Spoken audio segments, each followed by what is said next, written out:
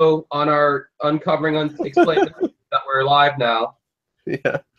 You want to send our group? Yeah. So I'm going blah, blah, blah. That's the link. Copy. All right. So like, yes, we're late, but we had to figure out how the fuck this thing works, and it took a while. Yeah. How many idiots does it take to start a live stream? Apparently.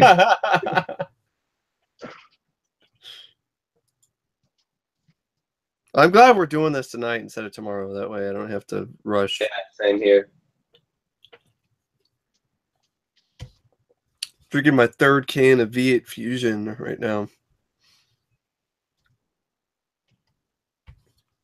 We have all the fruits and vegetables.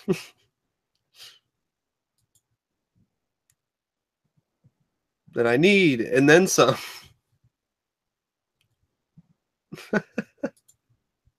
This just says, this link just says sign in Google accounts. This better not be, okay, never mind. Nope, please don't do that. You fucked up. Just delete it. I almost did. I almost fucked up. Just delete it. Just delete the thing. I can delete it. No, the link, I think that link is fine, but I can't click on it because if I try to click on it, then it's going to send me to my Dancing with Ghosts. But if it sends me to my Dancing with Ghosts, it's going to kick me off of this one. Yeah. Might still do it anyway because it was a delayed thing last time. I'm going to like send Mike M a message. Yeah, get him to try it.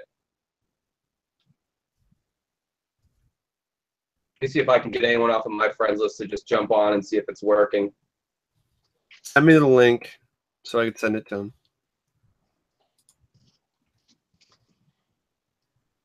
Hold on. Yeah. All right.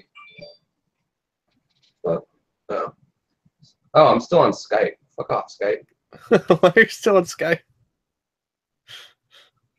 All right, I just sent you the that's the link if they want to jump on the stream. Okay, I'm trying to highlight it so I don't click on the dang thing. Copy. There we go.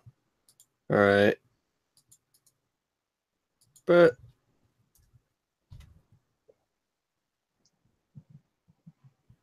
if it doesn't work, well, no. This will be like, oh, it's telling me to sign into something. Yeah. Almost 2 a.m. in the morning. You know, I don't think it's a hot time that people are on our group anyway. Slash, what is it, like 11 over there? Yeah, it's almost 11.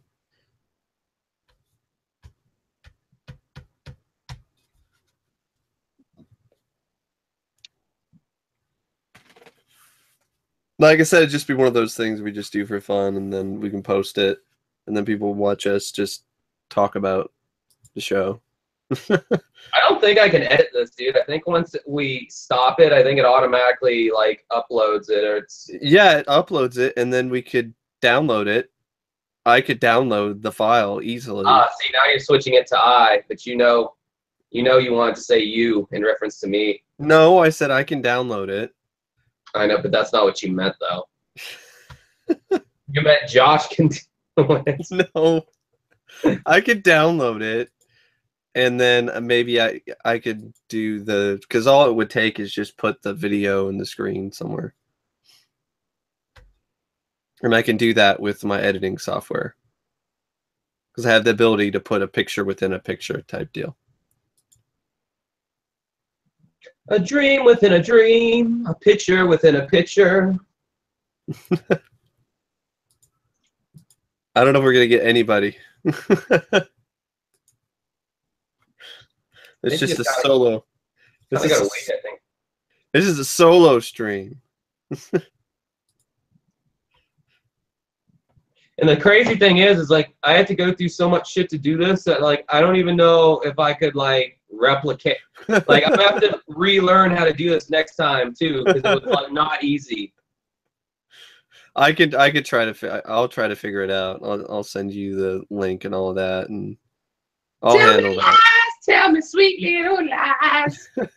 Haven't heard that song in a long time. Tell me, tell me, tell me lies. Oh, no, no, you can't disguise. Are we saying that song again? Fleetwood Mac. Okay, yeah, with the voice. The British chick sang lead on that one instead of Stevie Nicks. Yeah.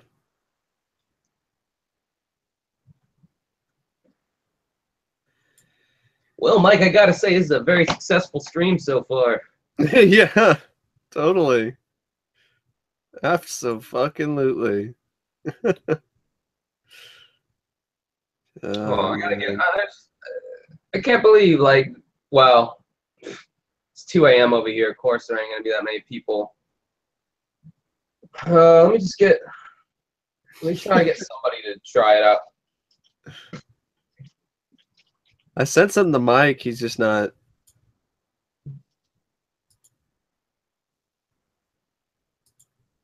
I'm posting something on my personal Facebook page to see if I can getting on here. It'd be like, nah.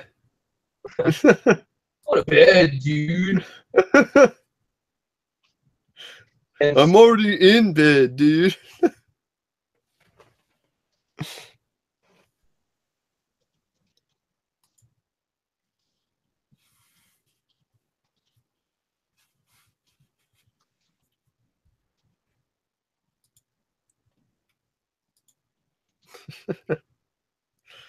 Saddest Google Hangouts ever. I mean, at least there's like 2 people here, and it's not just one person. Yeah. That would be the saddest one. 'Cause 1 is the loneliest number. It disturbs me that it just says when I post the link, it generates a little text box that says sign in -Google accounts. That almost makes me feel like maybe you need to send a different link. Like go on the YouTube on your YouTube channel. Who's kidding who, Mike? No one's even trying to get into this right now. Because if there were problems, people would be saying, "Hey, it's not working." No one's even said it. Oh, Amanda. Okay. Oh, hey, cool. Hey, what's up? What's up, guys? Oh, all right, shit. So shit. I can hear her. We actually have somebody. Nice. We spent way too long getting this together. We were like dicking around with this thing and had to download Chrome because it wouldn't work on Firefox. So yeah. Oh, yeah, I just signed on my phone. It's a lot easier. Yeah, as it is a lot of the time. Just get on the phone. So Amanda, what did you have to do when you clicked the link? What did it have you do? It made me download the app Hangouts and sign in my Google account, and then I could join the call. Holy fuck! There's got to be an easier. Because you know when like other YouTubers do live shit, you can just click on the video and you're there, and you can just like comment, and it comes up as Yeah. Yeah. Well, that's. I think we have to have the screen recorder software set up to do that. Yeah.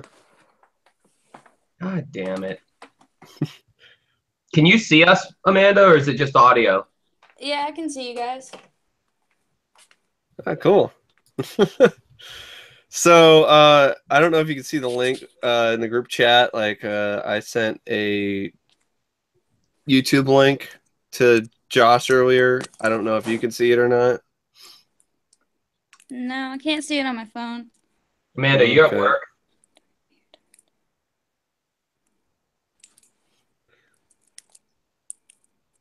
Amanda, you at work right now? No, I'm at home. Okay. Okay. All right. I will try to. Well, I mean, the link's on the Facebook page, so I can. So for people, okay, you know what? There's got to be. Okay, no. I think I got an idea. All right, so Amanda's just gonna be on here. I'm gonna delete this status. Okay. I'm gonna delete the group post or edit it, maybe.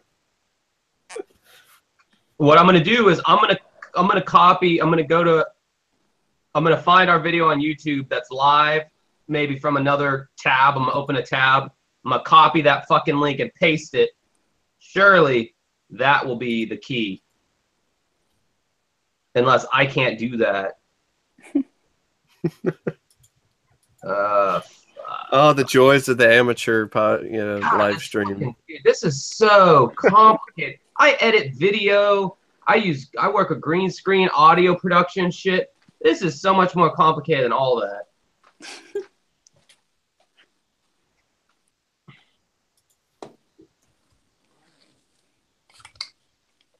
All right. Okay. So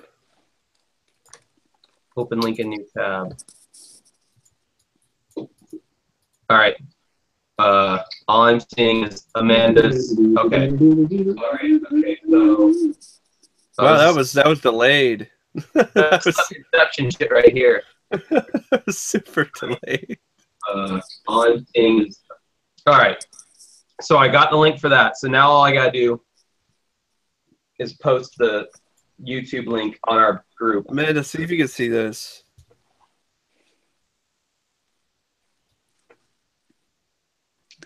No.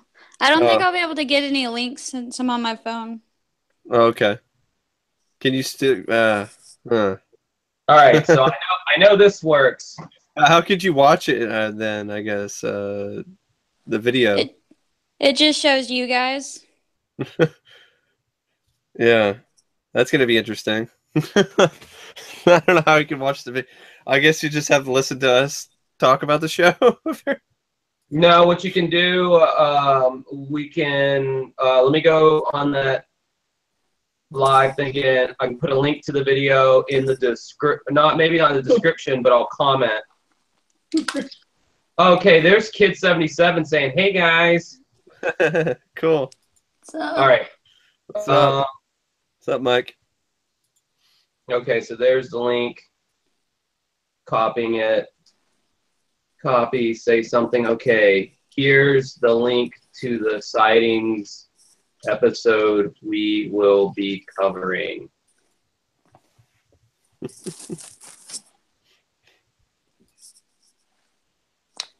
So I'm commenting on that. All right, so that link is there. Why is it not hyperlinked? So exciting. There it goes. Okay. Now, when he says, "Hey guys," why isn't that coming up over here? Like, why can't we see where he said that? I think that's just how it is, apparently, with this thing. So I'm gonna have to have the YouTube page open, like I guess it's separately than the Hangout. God damn! Like this, the link is gonna have to be. Yeah.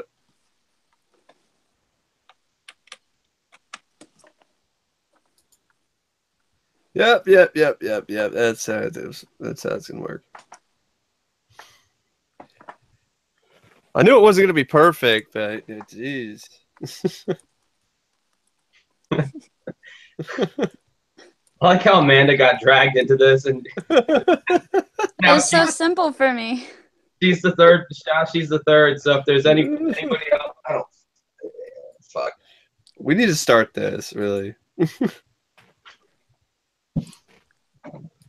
People join in later or watch it later, type deal. I'm switching over to my PC. Ah, yes, you should be able to watch it then. Amanda, if you want to click the link here, I'll send you the link in a Facebook chat to the actual page that this is going on, and if you want to drop out of the thing, that way you can actually watch the video. All right. Amandra. That's my name.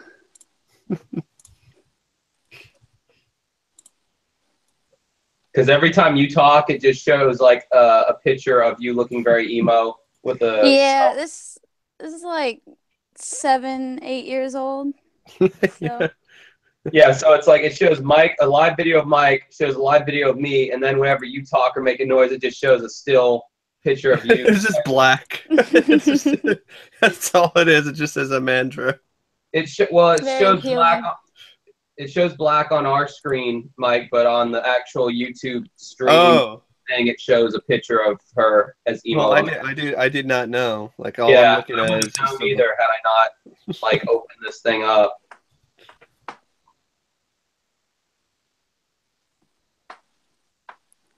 I'm working on it. no rush.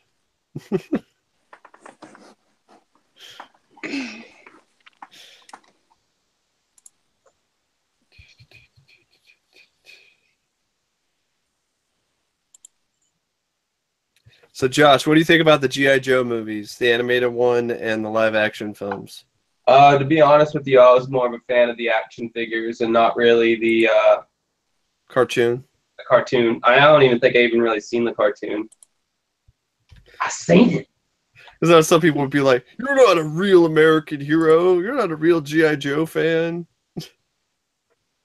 I hate that term. You're not a real fan.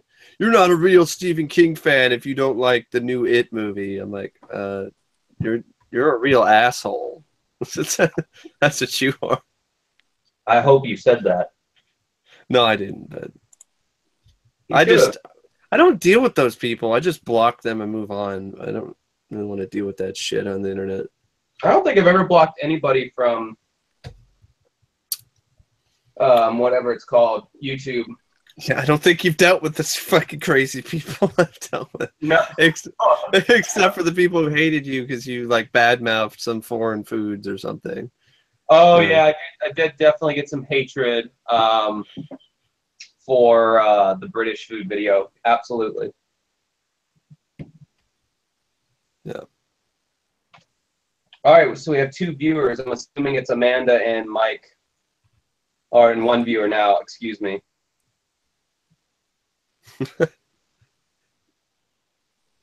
Mike just said, "Mike, you're not a real fan if you don't like RoboCop 3."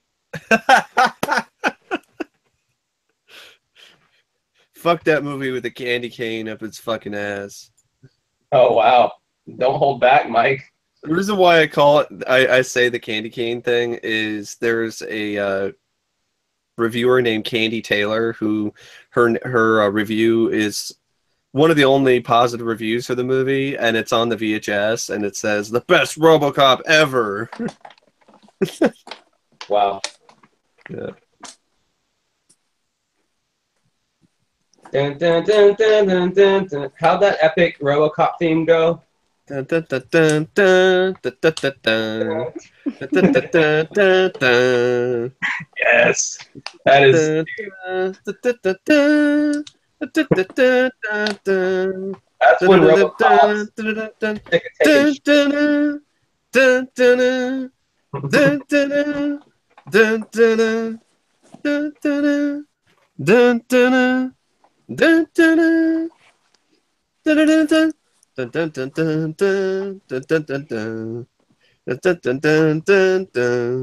Yeah. Oh, I got him on a roll. Shit. That Alright, is posting this that on is the theme. official Facebook page. As you can see, I'm such a RoboCop nerd. I have the theme stuck in my head, and I can pretty much hum it on cue. Can't do that with the shitty score for the new film, the reboot, RoboCock. Oh yeah, RoboCop. That's hot.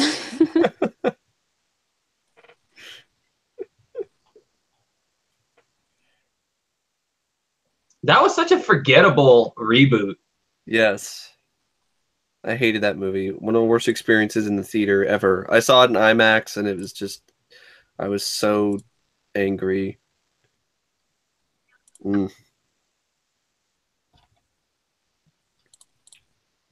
Fucking Wizard of Oz music. Yeah, that's what RoboCop needs. If I only had a heart.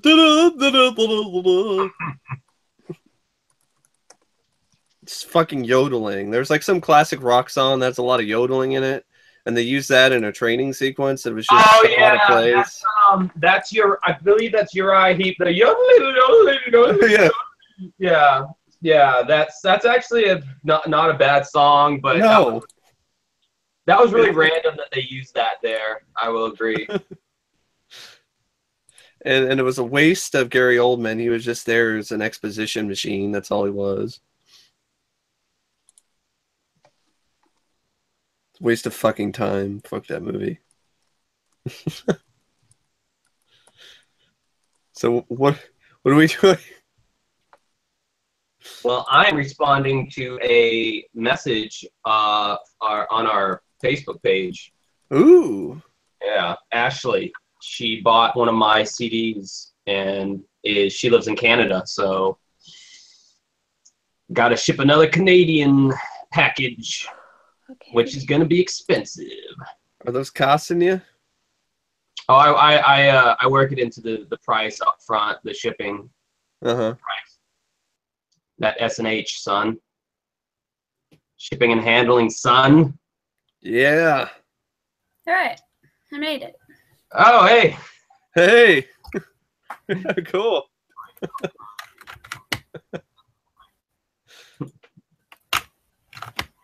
So, yeah, Amanda's a super fan. She's actually on the stream with us right now. Exactly. Yeah, I made it.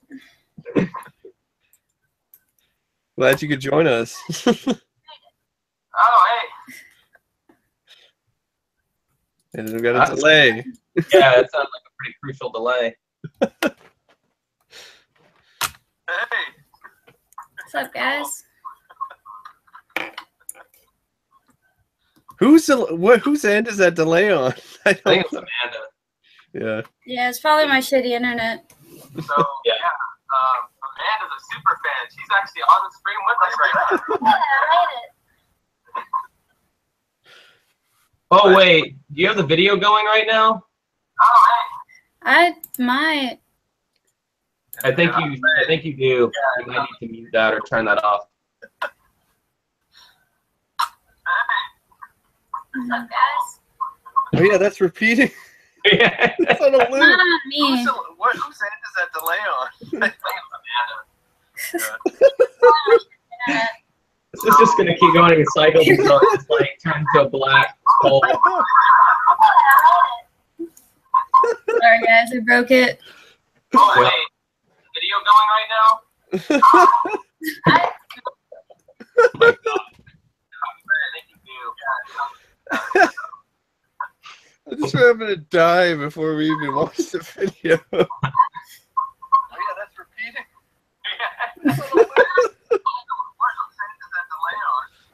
What, Amanda? what is that?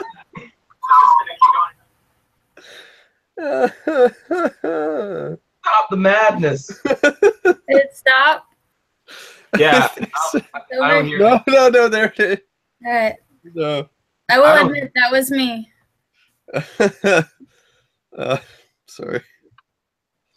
I need to recover. That's a pretty cool creep show hat, Mike. Oh, thank you. Yeah, I like this. I don't know what creep I show got it from what? It's a movie. It's a horror anthology.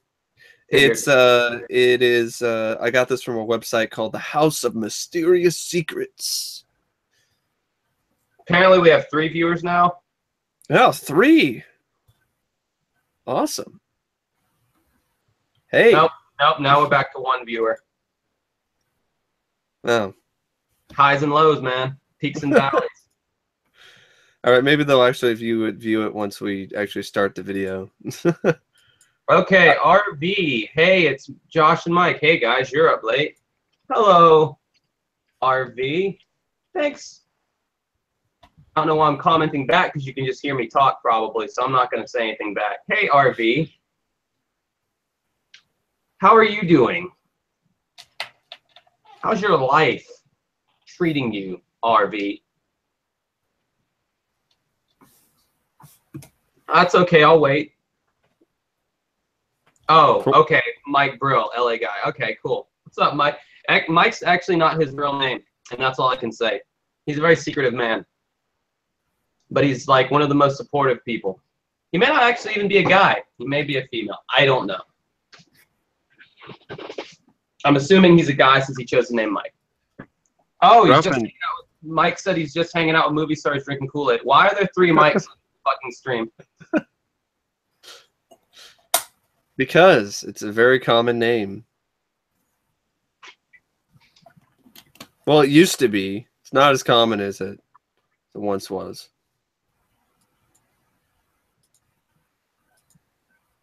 Yeah, doing this live stream at 2:15 a.m. Probably not the best timing. I mean, I know it's still early. Well, actually, for Mike, it'd be early for him too. Yeah. Over in LA. Yeah. Amanda's sending me secret messages over here.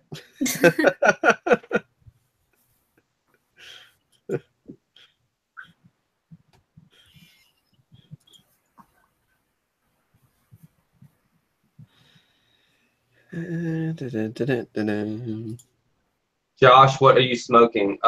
This is liquid crack. Oh, it's super crack. That stuff that makes you explode if you smoke too much of it? It's actually liquefied bath salts.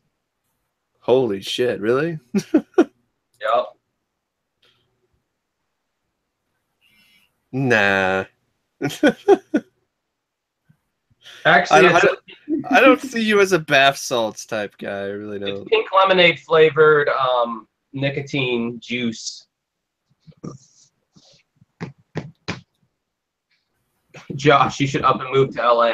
That's what I'm having to be. Mike Brown, can't you open up the here? I'm gonna send you the link. Open it up, but pause the live video, but you'll still be able to see the comments. It's like a chat thing. Okay. All right. I paused it. And you see the comments? I'm looking it up right now. Do it faster! Do it faster! Do it now! Ah, Come on, do it! Do it! Come on, kill me! Do it now! What are you waiting for? We have 4 viewers apparently. Now only 2.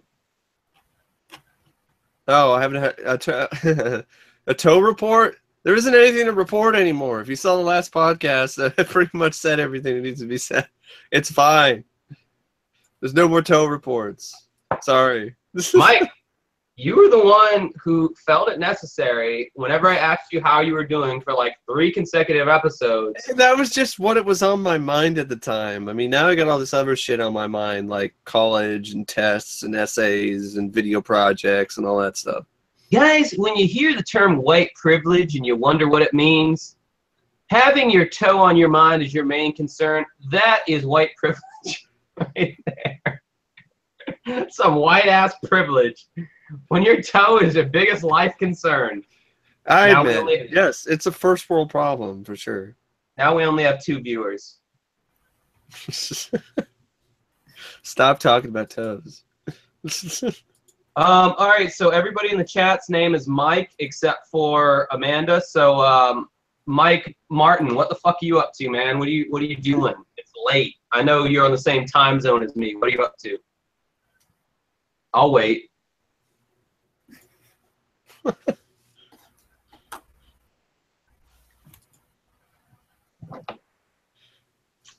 All right, well, this is not a system that is working. This is what we call radio silence.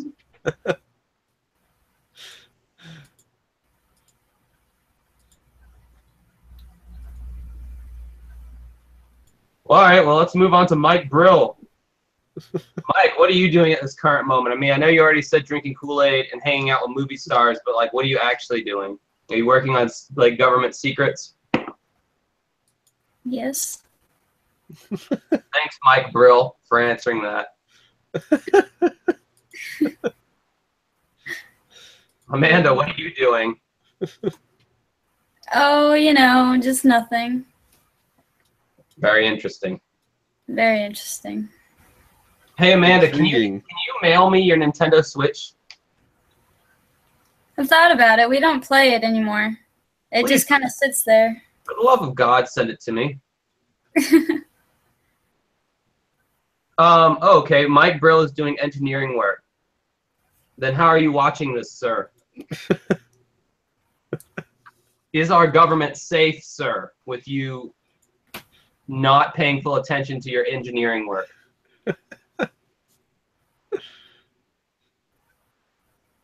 We're taking phone calls. Oh, he says multitasking. Okay. Mike Grill, is this doing anything for you, this live thing? Do you find this interesting or fascinating at all, or do you find this lame? Should we do this again? I got something from Mike M. He says, nothing much. I'm going to try to get my learner's permit soon. Yeah, Mike, Good we can all see the same thing you're seeing. Good luck with that, Man. Mike. I was able to get that. I had to take the test the second time in order to pass it, but I think you'll do well. Just focus, study the driver's manual really well, and just, yeah, I think you'll do fine.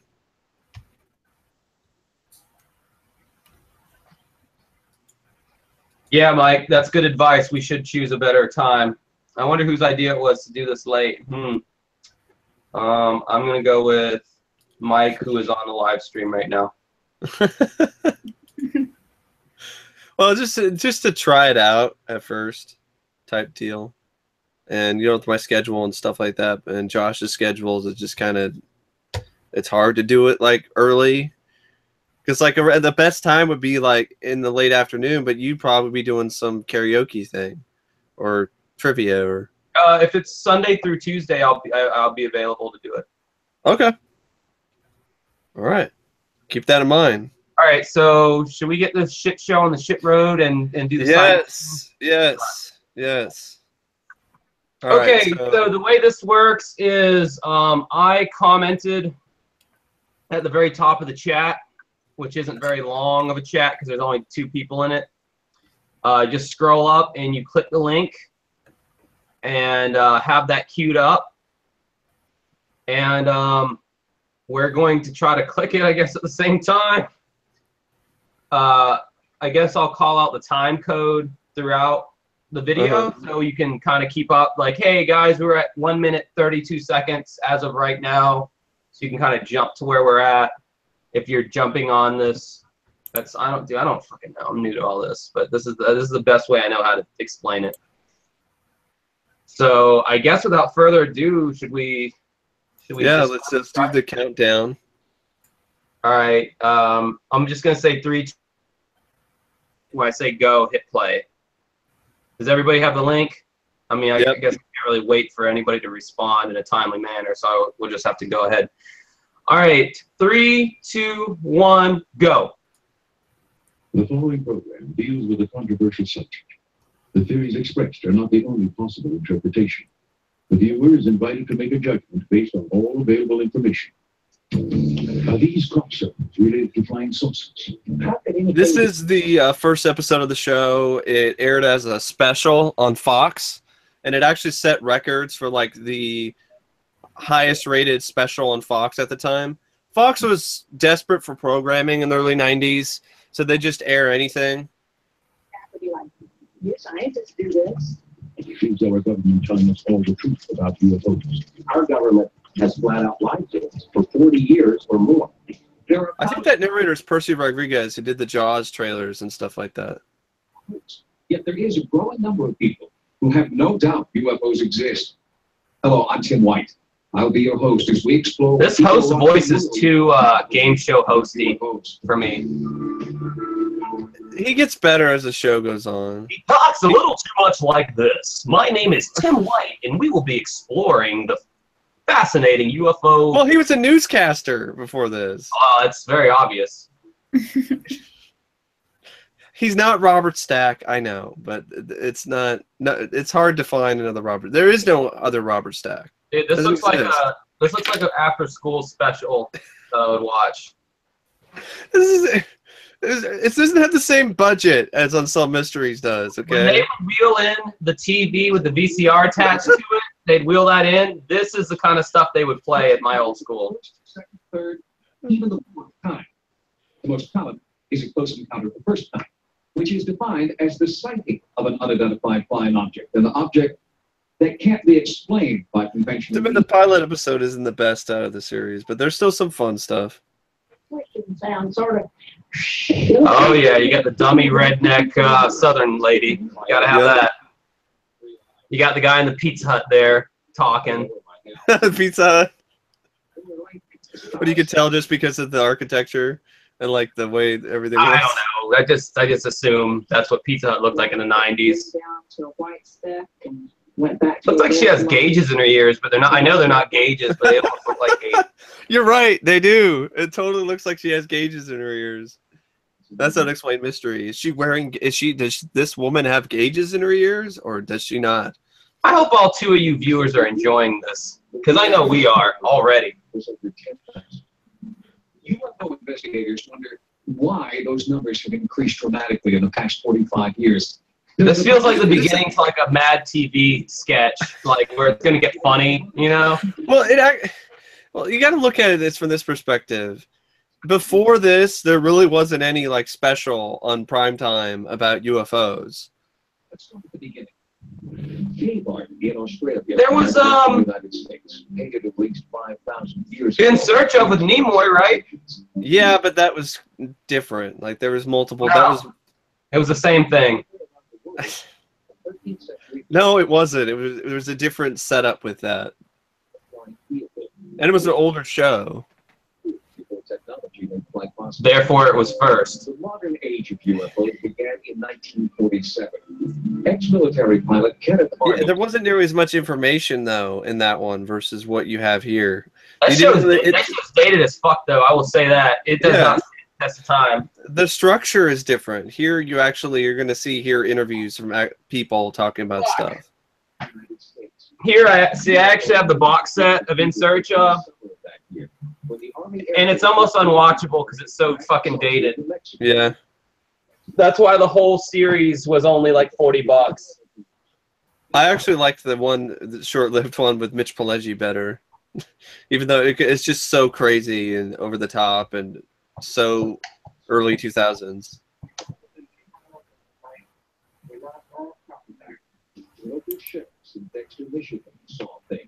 See, it's more of an investigative journalism approach to UFOs.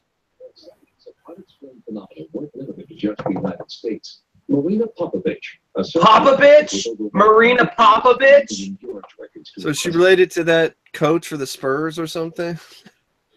Is that what happens when you Popovich? Is that what happens when you drive through Compton? You pop a bitch?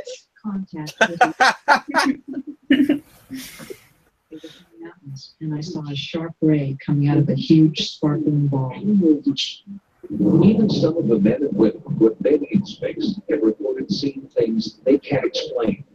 Gemini and Apollo astronaut James McDivitt had his own encounter in June of 1966. Like when Tim White was asked about this job at first, he was like, UFOs, no thanks.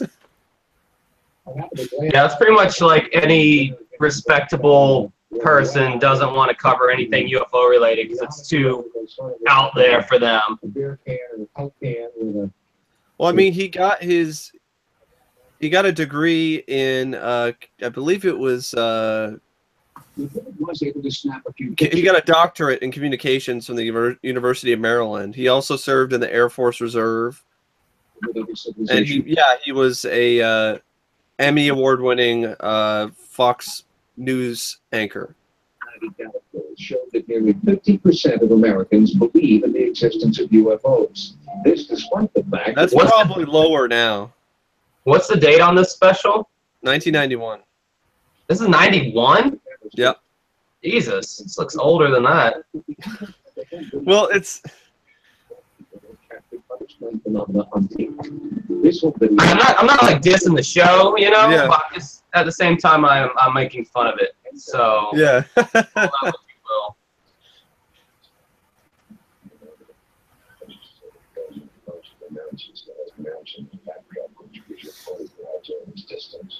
In Gulf Breeze, Florida, something that looks like a spacecraft was caught floating just above the tree line.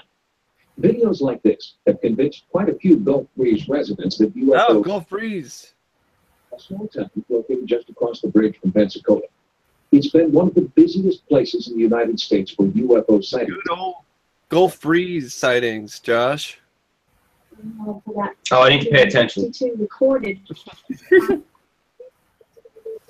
Almost 200 of those. The investigations have been conducted by a small group of Gulf Breeze residents. Most are members of MUFON, the mutual Because it UFO. kind of ties into Unsolved Mysteries because they also cover the Gulf Breeze UFO cases. I know they did. Gulf Breeze is virtually surrounded by 3 major military bases, all with extensive air traffic. Huh. They didn't say that in Unsolved Mysteries. That you had your Don't try to get me interested in this, Mike. Of course, there will be those that say, well, that's the typical military response, even if there was something going on. The guy looks like he has frost on his beard. It's the same guy. Oh, it is. Yeah. It's the con man. Flying saucer. Fearing ridicule, at first Ed kept the pictures to himself. But then he sent them to the Gulf Breeze Sentinel, the local newspaper. Publisher Dwayne Cook knew his reputation would be on the line. Amanda, are you watching the video? Yeah. All right. Mike Brill and Mike Martin, you guys still hanging? And I said, you're not going to believe what we're getting ready to run in this week's paper. Showed them the pictures. And they said, See, it's more interview based than reenactment based. lost my fear. That's fine with me. Because, you know, if your own folks see it. Yeah, I shaved my armpits, by the way. That's why I don't have any armpit hair. As it turns out, It's nice. Thanks. Good for you, Josh. Dang, look at those early 90s sunglasses that girl has on. Day, November 11th, 1987, seeing this thing, and then later. She got that 90s hair and those giant sunglasses. Those were the days. That's like aviator glasses on steroids. Holy Yeah, it looks like she could fry a fucking egg with those things. 20 years experience. There's a Clint Eastwood. I would watch that movie, Clint Eastwood versus, you know, he's like a UFO enthusiast and he sees a UFO and... Not in my backyard, you don't. Go back to space, you dirty aliens. Get off my lawn. Investigation all ruled out the possibility this was a hoax, and so they concluded in late May of 1988 that it was real.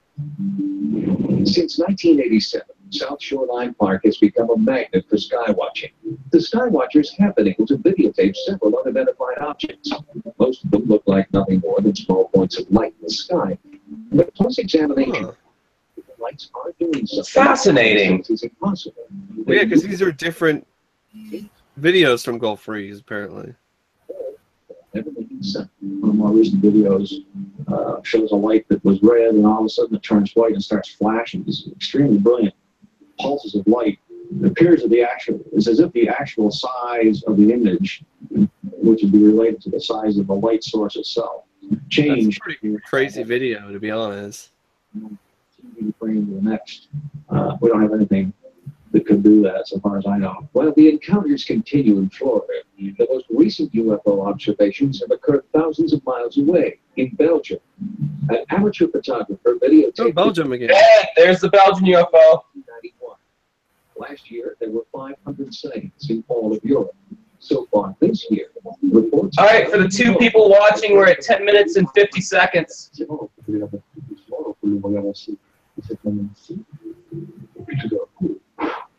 From prehistoric cave art to medieval frescoes, videotapes in Florida and Belgium, people have been recording strange things they've seen in the skies. What are they? Perhaps the answer lies out beyond the stars, at this point, just out of our reach. In July of 1991, astronomers reported the discovery of a planet 10 times the size of So, Earth's. Amanda, do you believe in UFOs? I do. It's confirmed it will be the first planet. I think I've seen something. Interesting. Sure. While we're watching the skies, When I was a kid, I used to believe everything I read, so I'd be like seeing stuff in the sky at night, and I'd be like, it's a UFO, and then my dad would be like, no, it's just a plane. And then he'd slap you upside the head, and that's why you're afraid of UFOs now. You associate UFOs with a firm hand slap from your father. No, you idiot. No, you dumbass. It's not a UFO. Now, go make me a glass of milk. Make a glass and then pour milk into it? Hey, you get what you get with the stream. Ooh, crop circles. To my amazement, there was a huge circle in an RC rape field up there. I nearly crashed the car because that's so exciting. I nearly crashed the car because I was so excited. I was so excited. I saw. My name is Johnny B. Cromwell. I'm Arthur Cromwell's child. I come from privilege and wealth.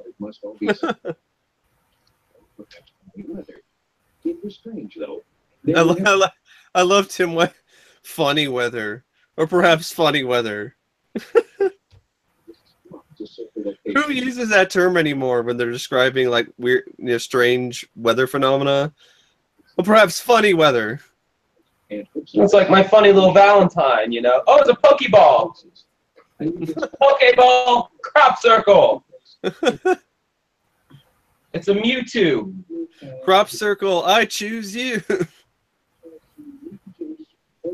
Earth, I choose you. Oh, Earth was too strong. What does it all mean? Well, this is one case where your guess is probably as good as any. There are. See, I also like what I like about Sightings is just like Unsolved Mysteries, they don't try to say a definitive opinion. They're not trying to shove anything down your throat. They're just like, here's this information, do with it what you will. The host looks like he would be very hesitant for you to date his teenage daughter if you have tattoos and like piercings and shit. Like he seems like he would be very like, what are your intentions with my daughter? I don't feel comfortable with you taking her out tonight. I'm sorry, Stephanie. Go back to your room. You won't be dating that rapscallion tonight. But, you know, Robert Stack seems like the same, you know, he'd be the same way. No, dude, Robert Stack would be like, listen, if you do anything with my daughter and break her heart, they won't find your body. Yes. Yes. During the last few years, while the rest of the world got used to the appearance of crop circles, British farmers found their encounters changing. Now, they weren't just circles I anymore. always thought crop circles were fascinating. Yeah, totally. I almost got a crop circle tattoo on me, like a black outline of a crop circle of some kind. That would have been an interesting tattoo. Semicircles on the end, all of these things. We've never seen anything like that before. The British hoaxers who recently claimed credit for the crop circles could There's no demonstrate bullshit on that. and the quality of their handiwork left most experts unconvinced.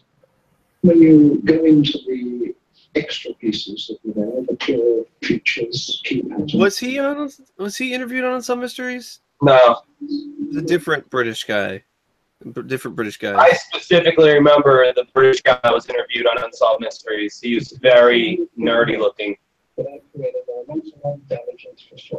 Despite attempts by a wide range of experts, no one has been able to photograph a circle being made. But Mike Brill, I think some of the crop circles are definitely man-made, yes. Yeah. Well, that's creepy.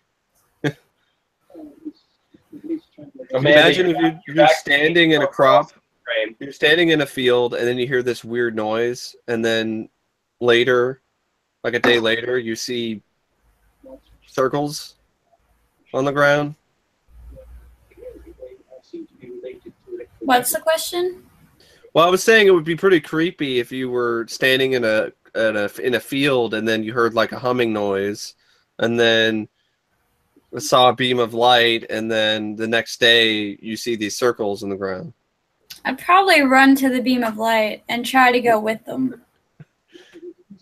Okay. intelligent design. So hard to design.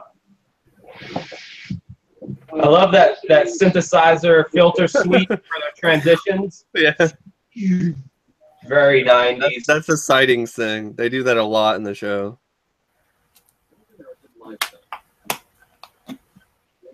The cattle mutilation thing. The producer of this show, she did a documentary in 1980 that won an Emmy about cattle mutilations. In connection with crop circles? I think in connection with other stuff, like it's Linda Moulton Howe.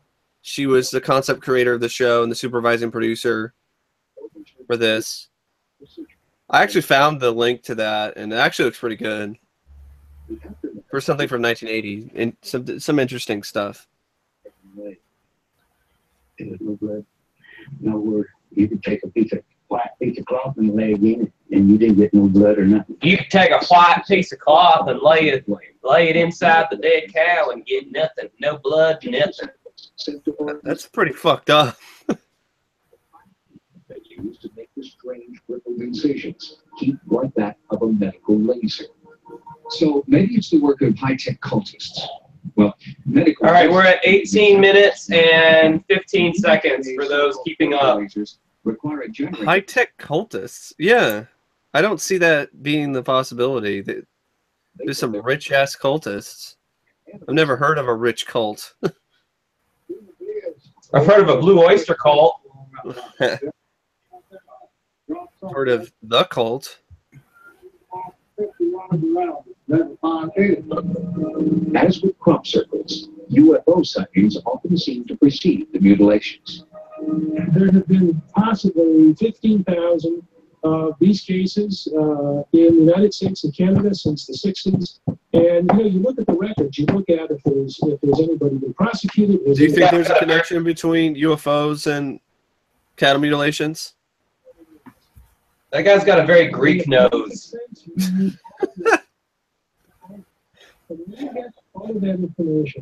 Josh, do you think there's a connection between UFOs and cattle mutilations? I don't know. Maybe. If you did this show, you'd just be like, is there a connection? Maybe. Yes and no. Wow. It's a good non-answer. That is an interesting looking To make something from our DNA, the cattle DNA, other animal DNA, and take it away somewhere? Or is it to make something that is going to cohabit with us on this planet, or some reason that is impossible for us to even imagine?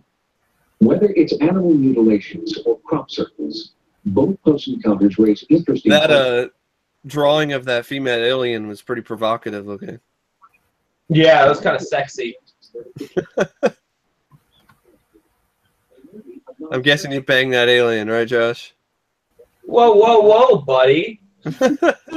Keep this PG-13. Even though I say much worse and dirtier shit on podcasts that thousands of people listen to, keep this 2-viewer live stream PG, pal. All right, buddy. All right, chieftain. Here, just do some light kissing.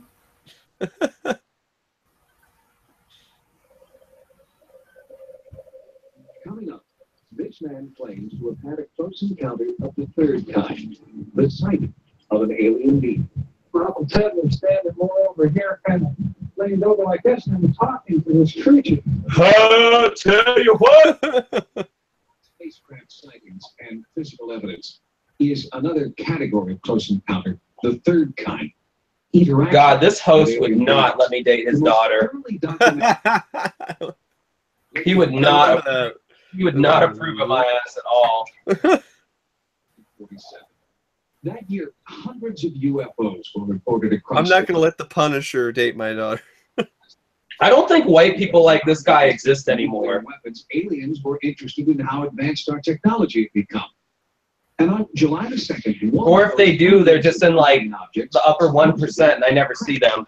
Setting the stage. I only see like West Side fucking karaoke singing white people nowadays. We're usually drunk and trashy.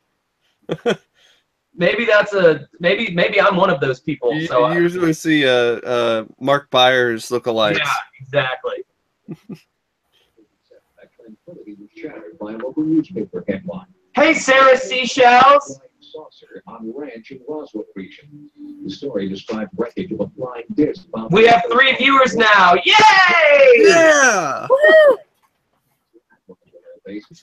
All right, Sarah, you're gonna want to click on the link at the top of the chat, and it's gonna take you to the video we're watching. And as of right now, we are at 22 minutes and 35 seconds. The chief intelligence officer at the base, Talking about Roswell.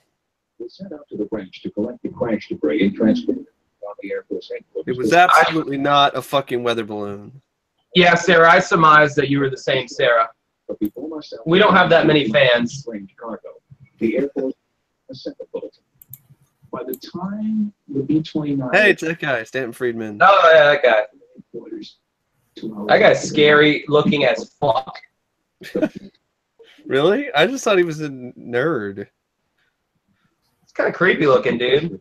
That's the guy that walks in when you're getting the lethal injection. That's the guy who gives you the lethal injection. Investigators have committed such a basic blunder, failing to recognize the mundane remains of the weather balloons when they first encountered them. No fucking way. Your physicist and part-time UFO researcher Stanton Friedman. All right, Sarah, you're going to go to the top of the chat, which won't take you long because we don't have many people in this chat.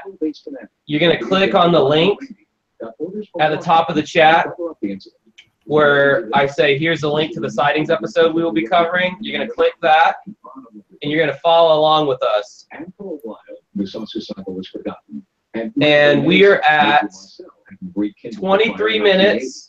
Just before he died. Well, actually, as of right now, we're at 24 minutes. Right now, 24 minutes. He told Walter Klein, Talking about Roswell. a saucer crash.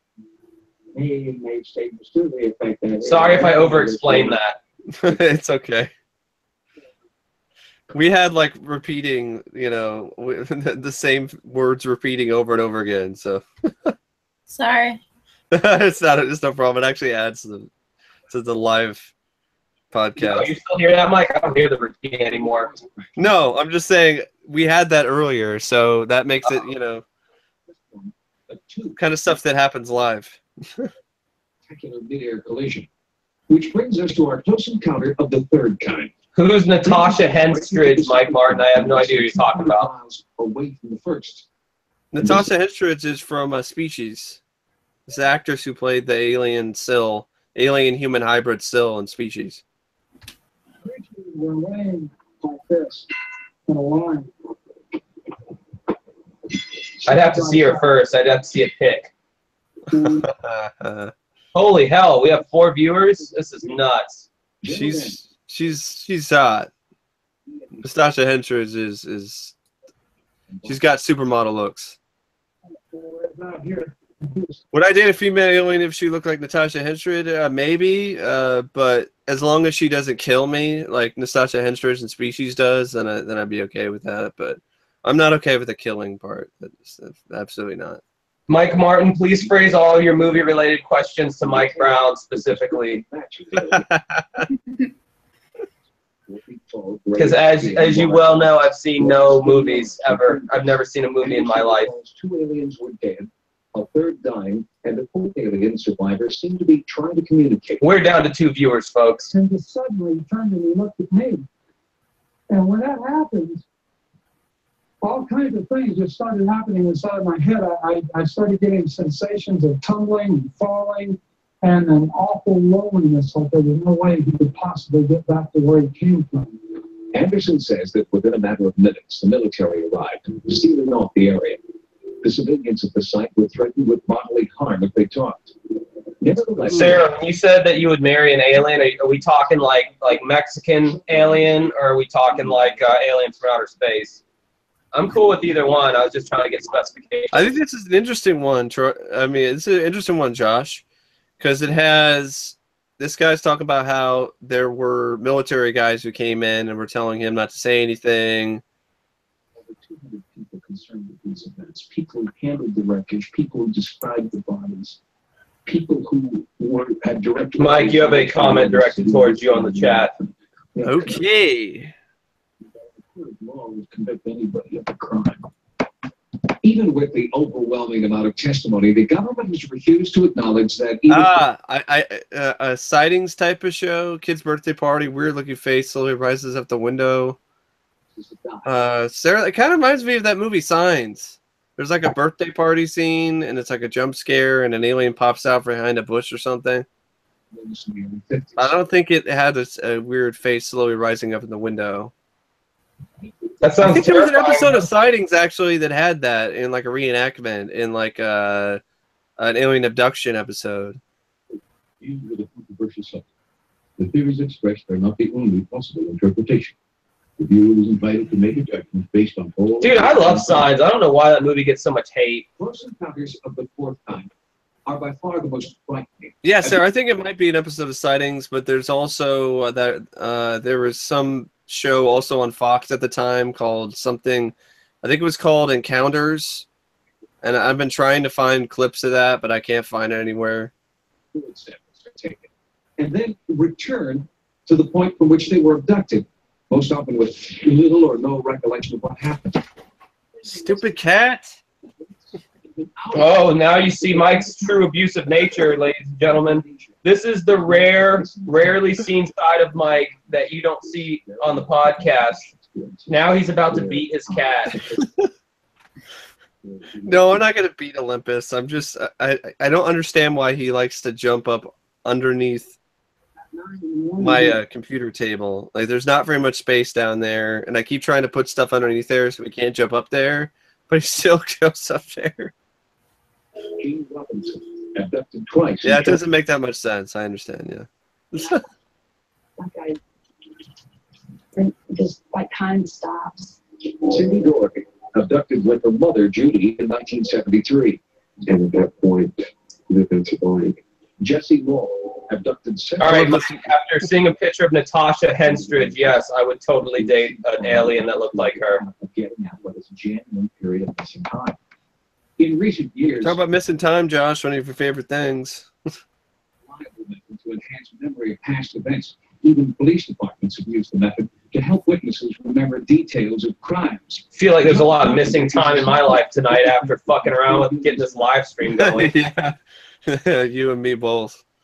So not fantasizing, creating these stories, but they're very real people who are telling me the same, almost boring details. Over and over again, we get these hidden consistencies in abduction reports, which come out through hypnosis, and they match exactly the kinds of things that come out under normal recall. And I don't remember stopping. I don't remember pulling over and parking the car, but it was inside the halfway in the road and halfway not. I think it's getting good right here with the abduction stuff. Once the people going through, they always paralyzed. And at that moment, that's when I was on the craft. The description of the UFO occupants are extremely similar. They're about 3 feet tall. Maybe this high. Their skin looked like it was made of marshmallow, white, pale color. And they had real big eyes, large, dark eyes. They had real large claw-like hands. I couldn't tell if they were mittens or what. You definitely don't want to get probed with those fingers. See, the thing about it is like all the descriptions of grays are always so fucking similar. Yeah. That's what makes me. Oh my god, did that alien just have a little cape? That was so adorable. That was fucking adorable. That alien had a cape. Looking at me. She looks like an alien. You know, operations which take place. The next thing I remember, they had this Maybe they've been experimenting with her. Like a metal instrument that was kind of like shaped like an L. And God, did they like literally flag all these people down on like the road and like, hey, can we interview you? Wow, look, they. Okay, that's pretty. Oh, dude, Unsolved Mysteries did an episode about that. UFOs leaving marks on people, and I have not been able to find that fucking episode. I don't know why I'm pointing at you like so aggressively, but they had an Unsolved Mysteries episode about that shit, about UFOs, how they leave marks on you. Stack man. Represent. Though tests have revealed the object is made of silicone and trace metals, they don't answer where it came from. If it is an alien implant, That is really crazy. It's used in tagging operations for birds and other wildlife. We're looking at something which is more like what we do with wildlife. It seems scientific. It seems knocking futs. purpose behind it, and not to interfere or destroy us. But in terms that we have something that perhaps they need. I love the angle here. Like, it's a weird show about UFOs. I just forget the camera at an angle. It's the conviction behind the stories that has impressed Dr. John Mack, a professor of psychiatry at Harvard Medical School. What is persuasive to me is that these individuals report this experience as real. It is not dream, it is not fantasy. That guy was on Unsolved Mysteries. Delusion in my judgment. I've had every psychological test they have, and they all came out. Sarah says she's a hybrid. Yeah. She thinks that lady's a hybrid. Human-alien hybrid. I'm thinking that was Jason Baldwin's mom. We're part of a grand intergalactic biological. Yeah. Their planet, where they come from is arid and barren, and they've lost their own reproductive capabilities. So they are. That guy looks like a combination of with us, Tom Jones and a Jewish guy. So basically, he looks like. Why is this guy the only guy who shot at an angle? Like nobody else who shot at an angle. It's that guy. Whoa! Unnecessary angle. Whoa! Whoa! There's another one. That's a total '90s thing. However, people who live thousands of miles apart and have never been in contact with each other have described their ordeals with striking similarity, and reported incidents of abduction are on the rise. But no government authorities. What do you think about alien abduction, Josh? Do you think it's actually real, or is it just examples of repressed memories? And no, it's real. Definitively. I'm the authority on alien abduction. It's real, son. Our government has willingly told us two things about flying saucers. A, they don't exist. I think there might be some cases of it. But I also think there might be also some people who are just bringing up repressed memories in the form of abduction stories. Well, yeah, no shit. Have orchestrated a constant and effective campaign of disinformation concerning UFOs. Our government has flat out lied to us for 40 years or more. They've George Knapp and intimidated people. They've spied on UFO groups, infiltrated UFO groups, spied on researchers, compiled dossiers. Their response is bordered on paranoia. In 1988, it looked like the video just broke there. U.S. television station KLAS began investigating the U.S. government's involvement with UFOs. He says he's found evidence proving a massive cover that began in 1947 and continues to this day. The CIA says that it does not collect information on UFOs, and it hasn't since the 50s. There are reams of documents squeezed out of the CIA that indicate that I love how it says reams. Reams of documents. Monitoring the situation on an ongoing basis.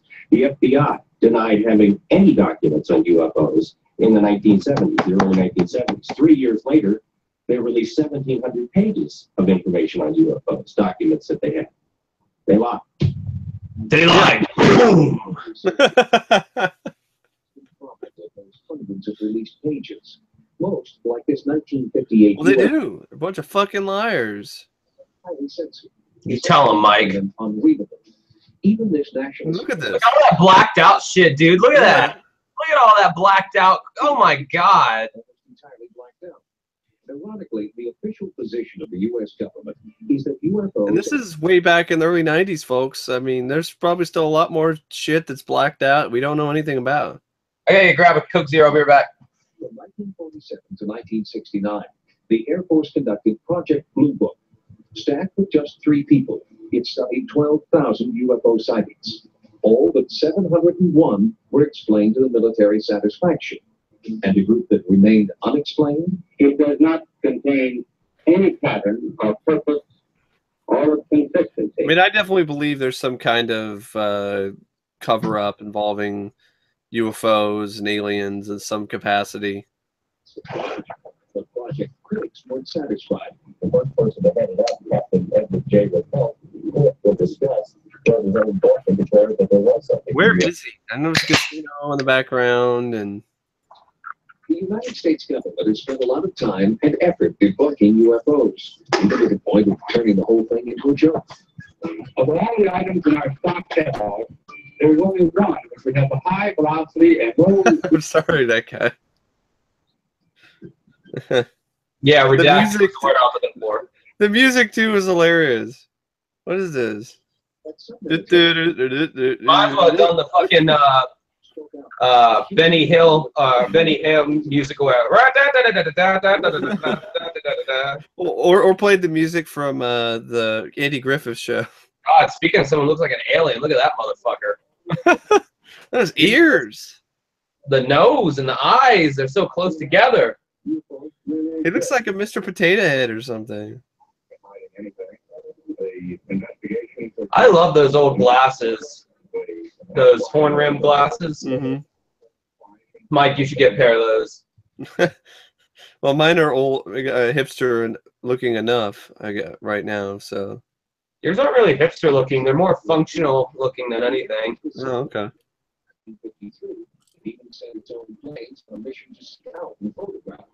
Oh yeah, you're right. Hipster glasses are like bright colors and shit and clear.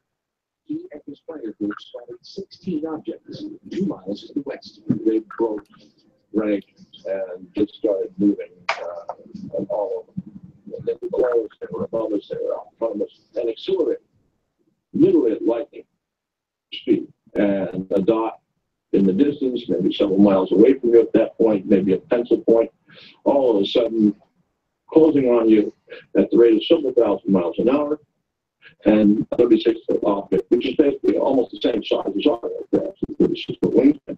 But all of a sudden, this thing is just closing on you faster than you're able to think. After 2 more encounters with smaller... What would you have to gain to lie about that? Because of the physical effects on the flight crews. Kirkwood went on to become a commercial pilot, and later he began to talk about his UFO encounters. That quickly earned him a visit from 2 government agents. What else has this guy hosted?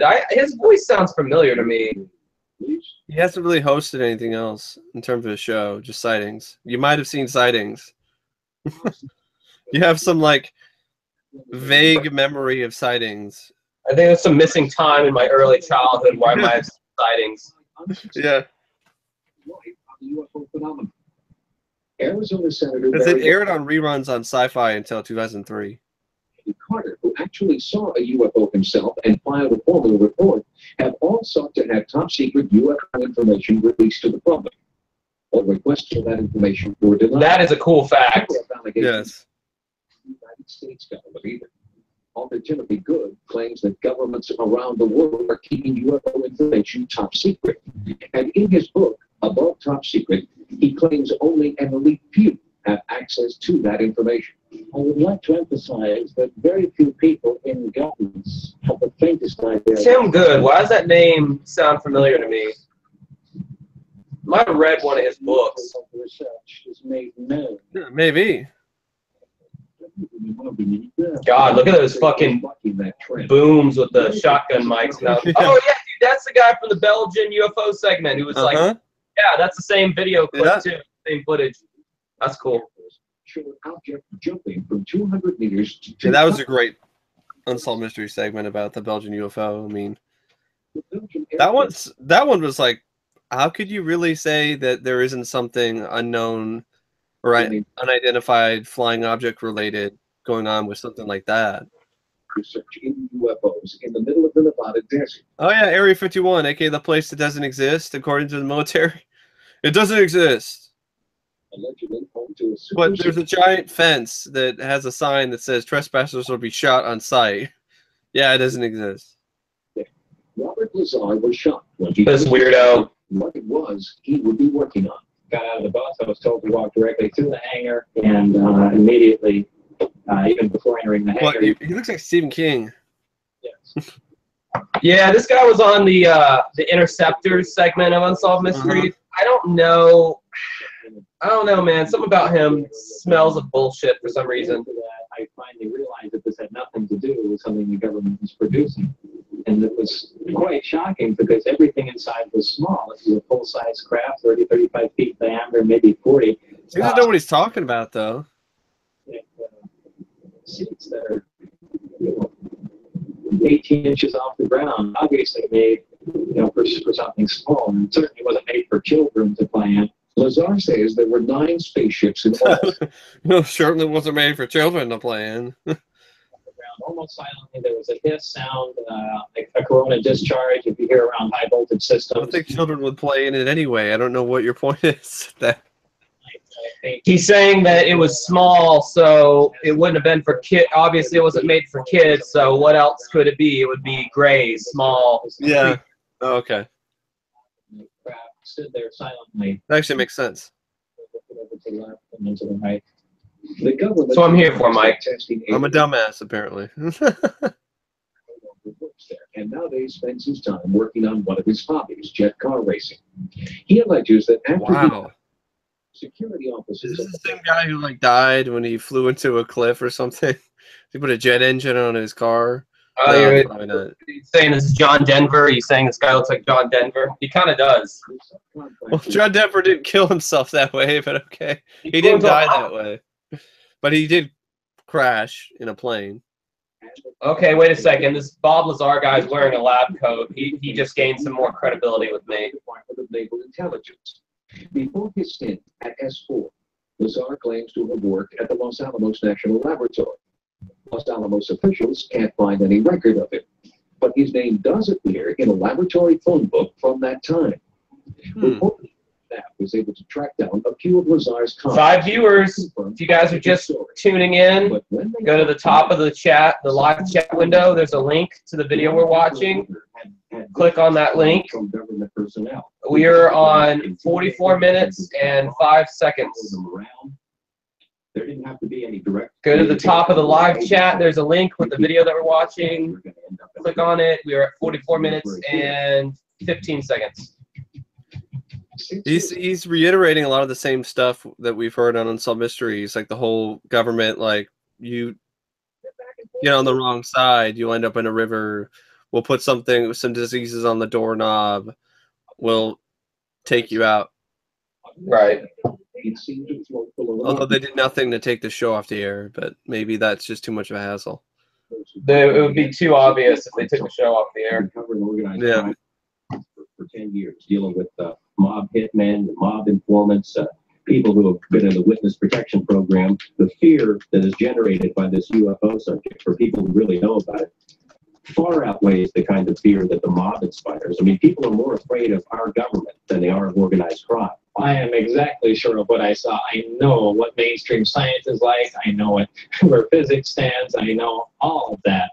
And this is an extraterrestrial craft. This technology is hundreds and hundreds of years in advance of us. And that's the end of that story. Bob, you want to take some of that fucking attitude out of your voice? We have heard from dozens of people who describe their encounters with UFOs. I like his passion, though. If it's all true, skeptics wonder why aliens haven't landed on the White God, House. I can just see this host just like giving you such a severe lecturing if you came home late or something. You came in past curfew. The curfew report. Sightings. I bet this guy always wears a suit even when he's at home relaxing. The facts are made public. The shock to our collective system would be minimal. But then, it's only a thing. For the UFO A report. game theory, no. All right, well, that was our Yeah, first. one of the executive producers was the Fonz. Really? Yep. Henry Winkler? Yep. Also, this was the first episode to air and also the last to air on Fox, apparently, because it aired as a rerun before it moved to the Sci-Fi Channel,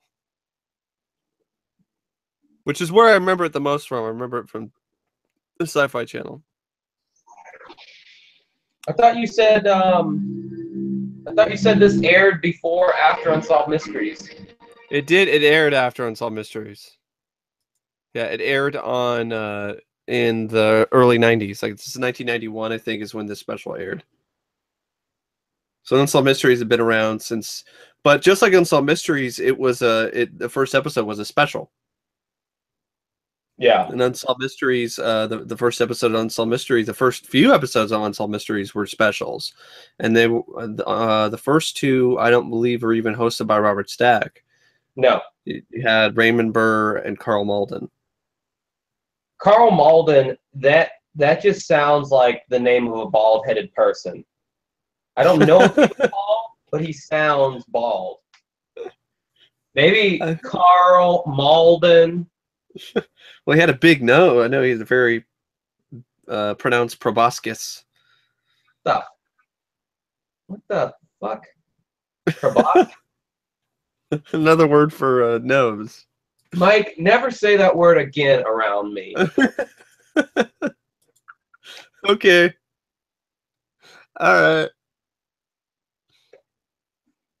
Well, I hope you guys enjoyed that. That was fun for me. Yeah. Was it as good for you as it was for me? Am I supposed to answer that? Oh, Diva of DST Nemo. Literally just woke up and found out this was going on. Hi, everyone. Hey, Diva. Hey, DST. Diva. DST, what is that? What time zone is that? Dominican Standard Time?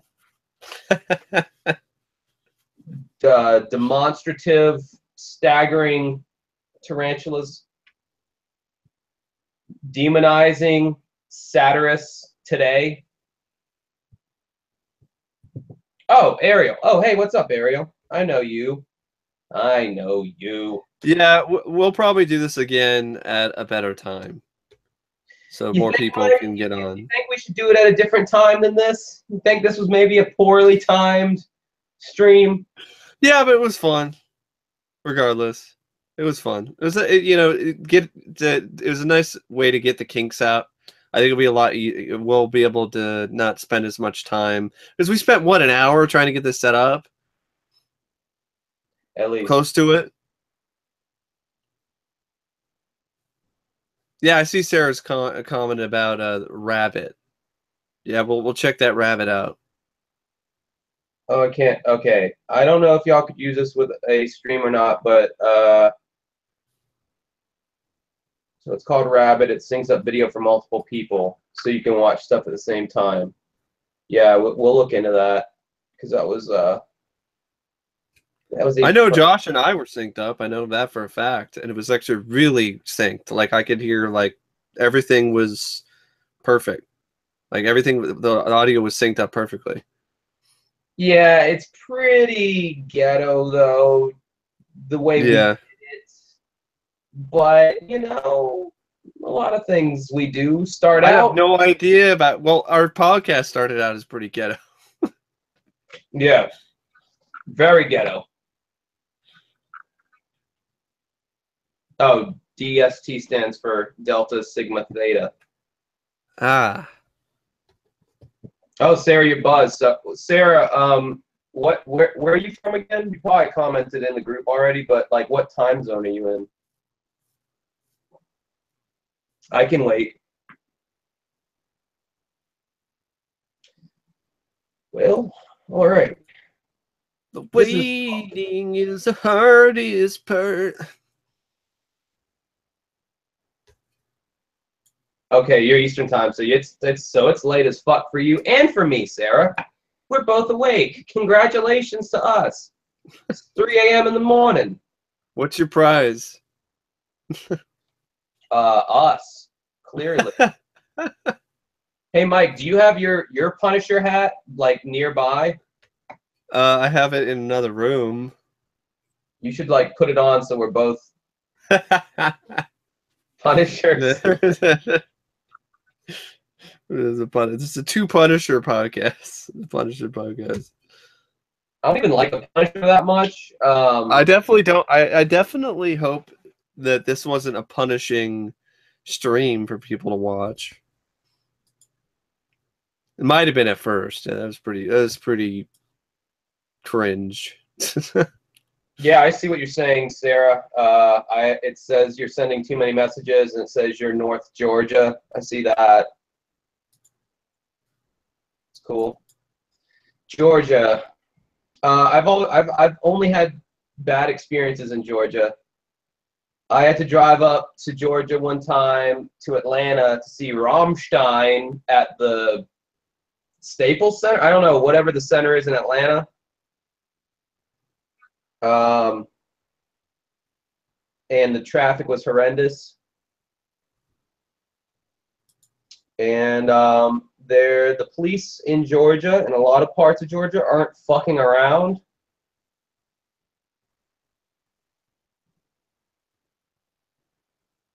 Yeah, Ariel. I still have quite a bit of CDs left, and by quite a bit I mean like 15.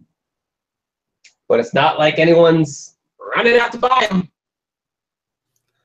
And you're not like you're going to get that much when, because if you sell them through that site, right, you don't get that much in terms of the cut, right? It's not about the money, Mike.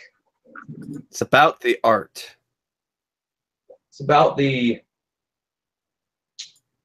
well, actually, there's subliminal messages in all the songs, so it's really it is about the money in the sense that I actually program you through listening to the songs to give me your credit card information. Oh, so it's a Findom album. A Findom album. Are you talking about the money pigs or whatever, the pay pigs? Yeah, it's just crazy. That shit is just unbelievable. Like, how could somebody actually find that sexually like that's what gets them off? Oh God, I'm gonna give you all my money. Mike is talking about something very obscure right now that nobody's gonna know what he's talking about, and it's a video, and I don't even want to explain what it is. It's not worth it.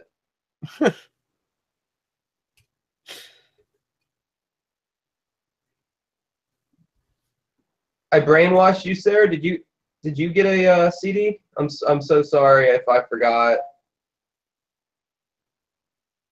I sold so many albums, it's impossible for me to keep up.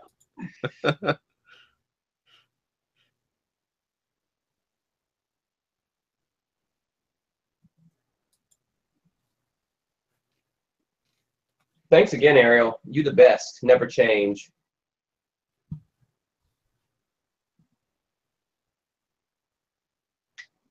Okay, so you got like a digital version of it. The digital doesn't brainwash you as much as the actual physical CD.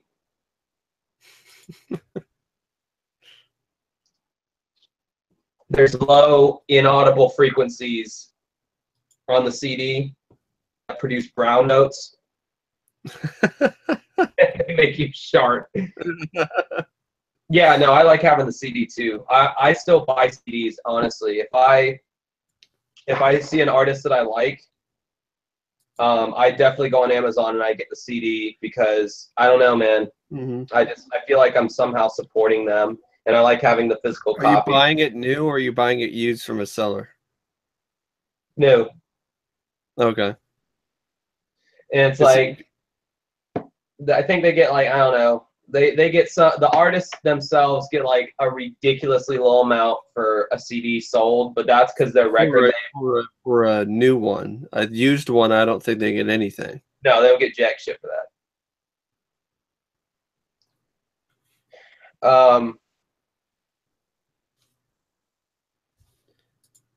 The fuck, man? I was gonna say something, but I forgot. I got an interview this guy did with Tim White. I can read.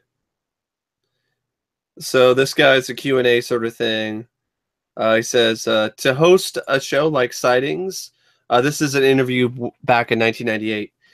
This is his question. To host a show like Sightings, is it necessary to believe all the stories that are featured? This is Tim's answer. No. To be a priest, I think it's necessary to believe everything you say.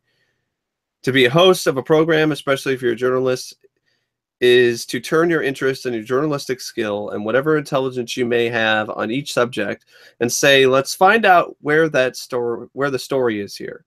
I think the difference between Sightings and other shows is that we weren't out to persuade people of anything. We were out to present as much information as we could find and let people make up their own minds. My job wasn't to stuff the paranormal down people's throats. I was to put in front of them things that they may not have thought about before, and that they may not have thought about it in that way before, and present some new information and then let them make up their own minds, which is similar to what Unsolved Mysteries does. They don't usually shove stuff down your throat. To a lot of people, the UFOs, for instance, are delusional balderdash and will always be figments of the imagination of some very gullible people. To others, they are here. They are real, and they are now. In between are all kinds of people who don't know what to think about them. Before hosting this show, what were your feelings about topics such as UFOs? What group did you fall into? I tended to fall into the group that said it was all a bunch of nonsense. I was cynical. I said this is leftover bad mushrooms from the 60s affecting most of these people. But of course, I hadn't looked at it very closely either. It was easy to be nonchalant, easy to be dismissive. But then as I came more closely in touch with information I hadn't seen before, stories I hadn't seen before, met people such as astronaut Buzz Aldrin and Edgar Mitchell, both of whom walked on the moon, and others who have had a really expansive view of what might be possible in our physical and spiritual universe, I started to open my mind up. So I would say that in the course of doing Sightings, I went from being a cynic to being a skeptic. If you think about it, that's a change in attitude. I'm open to a lot of things I wouldn't be open to before this. I think it's interesting. There's actually some other stuff, like he says. You don't gotta read that. Okay. We're just hanging out now because it's Google Hangouts. The name of this program we're using. Speaking of which, I gotta take a piss. I'll be right back. No edits. I'll just read some more of this Q&A while he's leaving a piss. He says, how did you get this is a question, it's like, how did you get the job to host Sightings? I was a news anchor in Washington, D.C. I got a call out of the blue from Henry Winkler, the Fonz from Happy Days. He was doing a special for Fox. I was anchoring a Fox station. He said, we've looked at a lot of tapes and we're doing a special. We'd like you to host it for us. I said, well, that's very nice. What's it about? He said, well, it's going to be good. We're going to make a really journalistic approach, and it's a difficult subject, and we're going to do a first-class job. Hey! And I said, yeah, but Henry, what's it about? He said, it's going to be terrific. And I was like, what's it about? And he said, it's about UFOs. And I said, I'm not interested. I could care less. Then we talked about it further, and he said, we really are going to approach it in a way that hasn't been approached. We're going to approach it as a story in news. What's known, what's not known.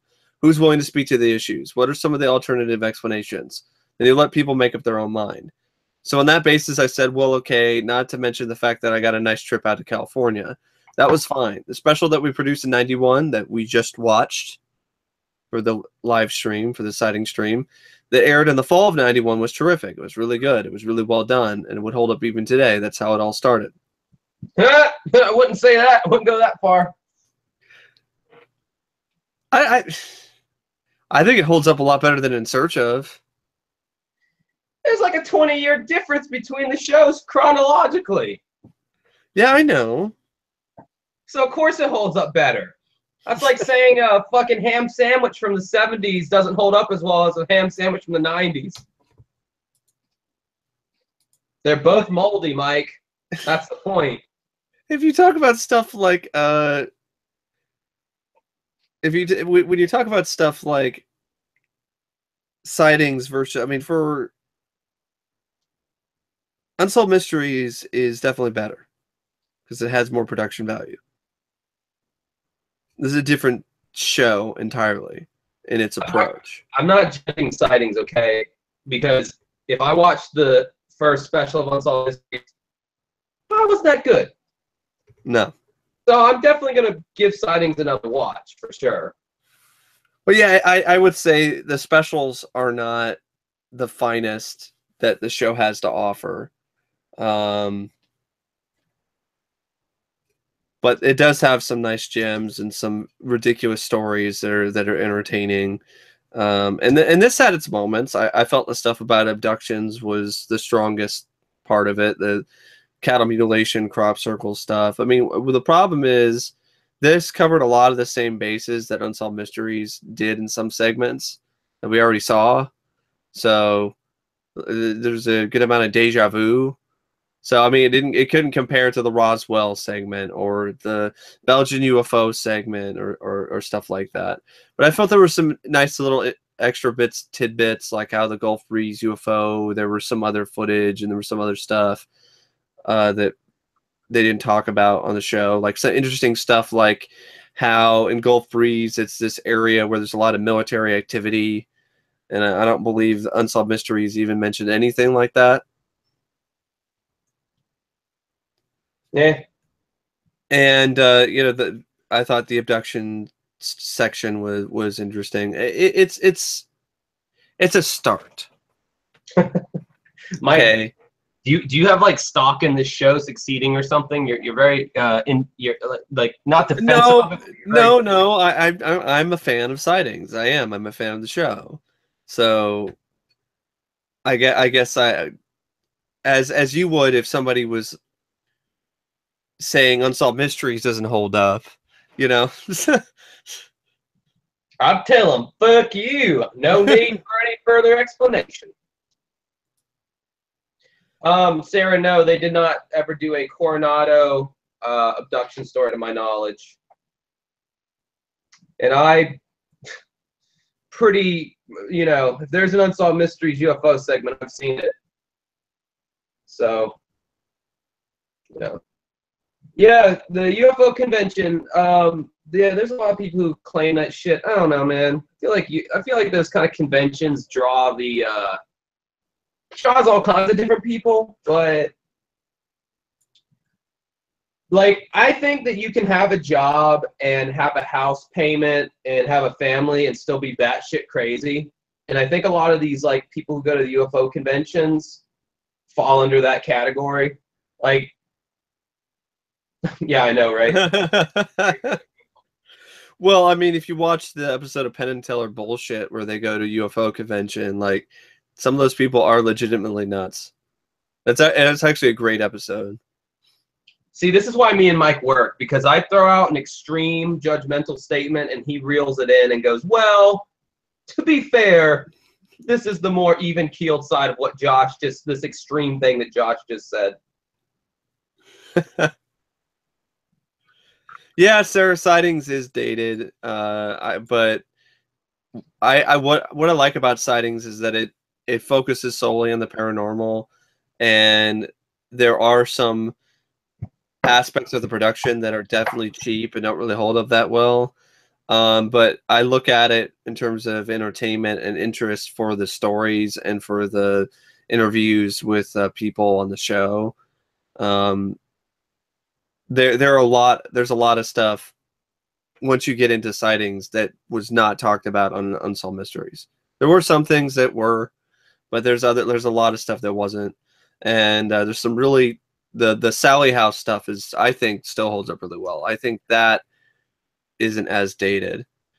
But yeah, it's old, but hey, old, it can be good. I mean, I'll take a dated Sightings show over some new paranormal show that you see on TV nowadays, which has a flashy editing and just terrible reenactments and just shot and edited like a found footage film.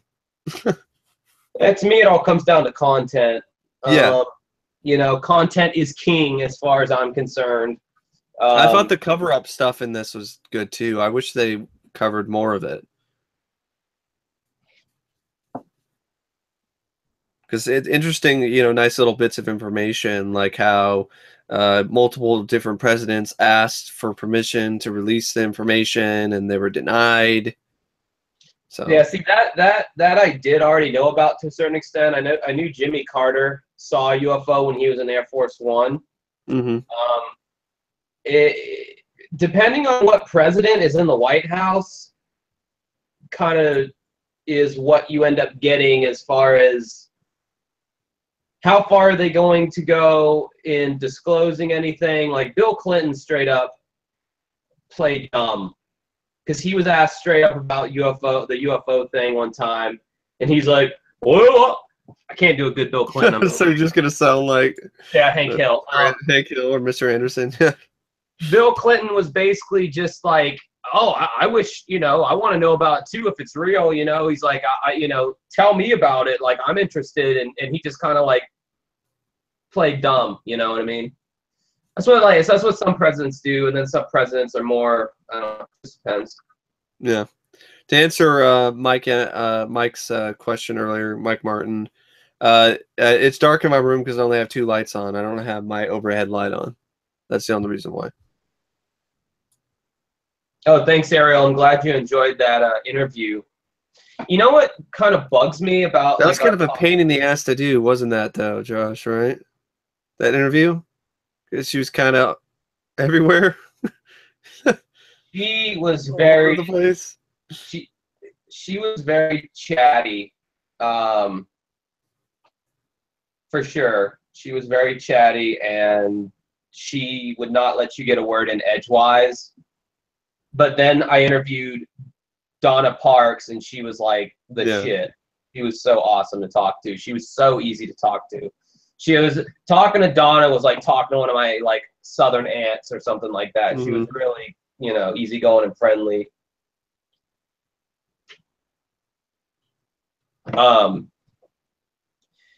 Yeah, what blows my mind is like one of my favorite interviews I've done to this day is the first one I ever did was with Don Devereaux, and like that episode has like relatively, I mean, it's got a good amount of plays, but like compared to some of our other episodes, that one has pretty like they're on the lower end, which blows my mind because I'm like, people, I talked to Don fucking Devereaux. Yeah. Why does this episode not have more listens? Like, what do I got to do? He was such a. I mean, I understand not everyone's a fucking fanatic like I am, so they don't even know who Don Devereaux is. But if you know who he is, like, holy shit, man. Maybe you should repost that, the link to that one on our Facebook group, maybe for people who don't. Dude, I'm going to do a compilation, and you guys on the chat, you can tell me what you think Remember about that one.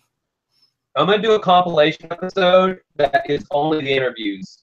Like, I'm just going to take all the interviews I've done from people from the show and just stitch them together. No talking from me and Mike. It's just one interview after another after another.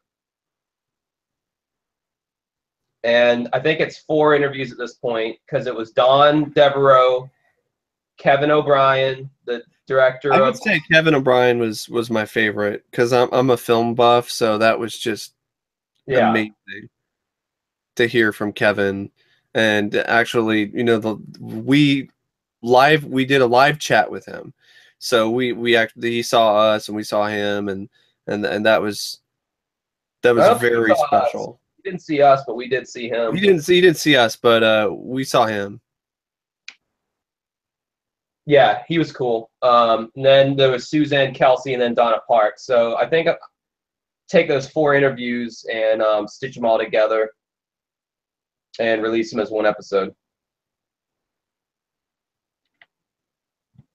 That's the thing about our podcast, dude. It's like these other Unsolved Mysteries podcasts have been popping up, and that's cool, especially the Perhaps It Was You, because I've been legitimately listening to that one. Yeah, that one's a lot of fun. I like those two gals. They're hilarious.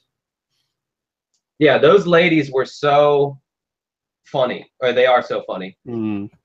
There's yet another Unsolved Mysteries podcast that popped up, and they posted. Yeah, we had no idea. They just posted on our page. I'm like, I don't know how I feel about that.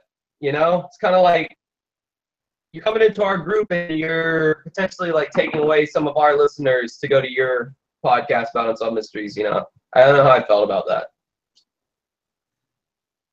Maybe it didn't come across that way in the post. They could you reply to the post and things like that. Well, I was like, yeah, I can't believe there's this many Unsolved Mysteries podcasts. What a time to be alive. But like, I don't know. It's just kind of.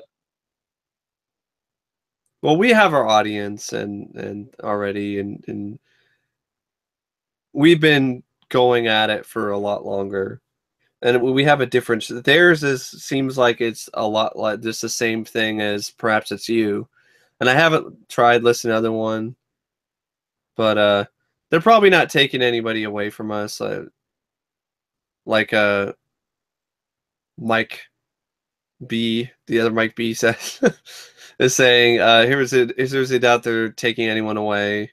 I think people just adding some other UM podcasts to their playlist to check out. We get the interviews, people. The interviews you want, you need. Yeah, I mean that's why I'm surprised we're not bigger in terms of but I mean we don't have Unsolved Mysteries podcast in our name like these other. We're not going there. We had it initially in our name, but cease and desist letters later, and it's like I don't see how our shit doesn't come up on like message boards. Like, hey, you may not like these guys and their banter and shit, but they like interviewed people from the fucking show. Go and check it out. You know, like. Oh, thanks, Ariel. Yeah, thanks, Ariel. You're the best around. And that's never gonna keep you down. Or whatever, however it goes. Yeah, I really would have loved to have interviewed what's his face from the Withville, Kentucky UFOs.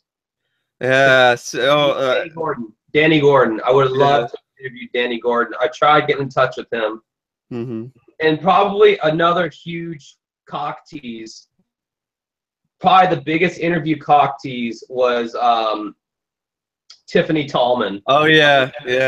That was so close to fucking happening, dude. And her husband, Noah, I guess is his name. I don't know, man, like it just stopped. Communication just stopped with us. Like he was wanting to get on with me solo on Skype and chat, like before I talked to his wife. And like I didn't really want to do that because it's like, why? You know? Like, are you like fielding the questions for her or something? I didn't really understand like why I had to talk to him before I talked to her. I would have talked to them both at the same time, but I don't know. It just kind of like weird, you know? So I don't know. We went back and forth through a bunch of emails and he just stopped responding. So I just kind of gave up the ghost on that one. But God, it would have been so awesome to have talked to her. I think that would have been everyone's favorite interview because the Tallman House, for some reason, is a very popular Unsolved Mysteries segment. The Tallman House. I can see why. I mean, but they were also talking about stuff about that it wasn't like how it was portrayed on the show, and the bunk bed, you know, was just a bogus thing the show made up or whatever. Well, he didn't go out and say that, but he said something like, oh, haha, that bunk bed thing. He's like, yeah, that was, I forget what he said. I have the email still. I'd have to pull it up. But yeah, he said something he kind of laughed that off and was making it seem like there was much more to that bunk bed side than, you know, whatever. Well, I mean, it's not, I mean, the segment's not on Amazon. So that's an interesting development. Even when that segment originally aired, they were very, like the Tallmans were they were all blacked out in silhouette. Yeah. Not you know, like that. They didn't want their location divulged. They were legitimately freaked out. Like they were legitimately disturbed by that happening to them. But I guess not disturbed enough to not go on national television and talk about it, even if it was just in silhouette. Mm-hmm. When I'm bored, I do all this shit that I'm doing right. So, I mean, I'm not bored, but like when I don't know, I'm fidgety. He mentioned the Sitcoms Online forums, and I know Josh tried to. They're kind of. There's a community on there where they've been on there for a long time, and if you show up on there and don't act a certain way, then they get all shitty about it. I can see that. I got that vibe. I made an account on there, and I was trying to tell people about our podcast, and I had people like kind of like scoffing at me a bit. Yeah. That was definitely the vibe I got, was being scoffed at, because I was, I did the typical shit people do when you're trying to get people to check out something you did. It's like, hey, we interviewed Don Devereaux and this, that, and the other. Yeah, you were also venting about the whole cease and desist thing, and yeah. Maybe they picked up on that and they were like, "Oh, this whiny guy, who cares?" Yeah, dude. The internet. Why doesn't he become an unsolved mystery? The internet as a whole is so. Well, also that is such an archaic fucking site. Like, it's a fucking message board. Although it has some really valuable stuff, though. Their episode guides for the Amazon Prime episodes is great, and also so is their missing segments stuff. So there's a lot of good stuff on there, but I think it's like a click kind of thing. So, but then I haven't really tried to get on there because it just sounds like it's such a pain in the ass to be on site, let alone post on it. What about the Unsolved Mysteries subreddit?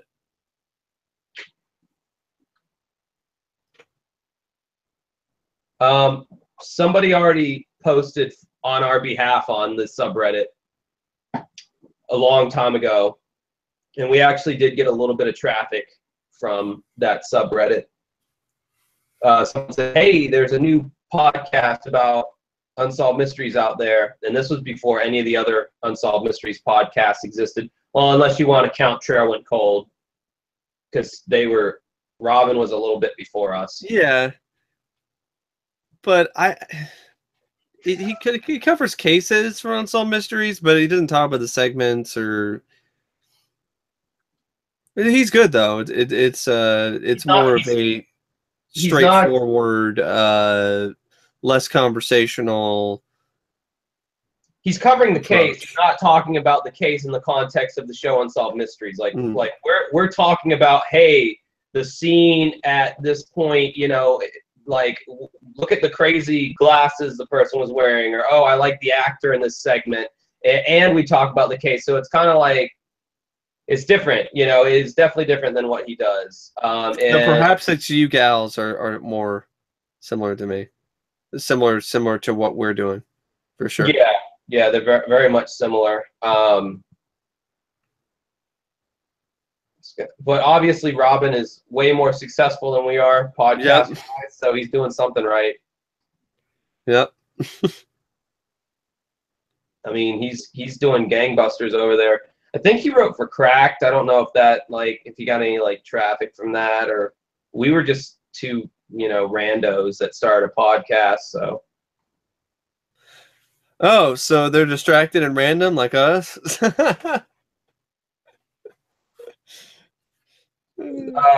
The Stack Pack, that's the other Unsolved Mysteries podcast that's out there now. They definitely got some growing pains that they're going to have to work through, both on the audio production side and on the when I hear them, I hear when we first started out, they interrupt each other a lot. They step on each other when they're trying to say shit. The audio isn't great.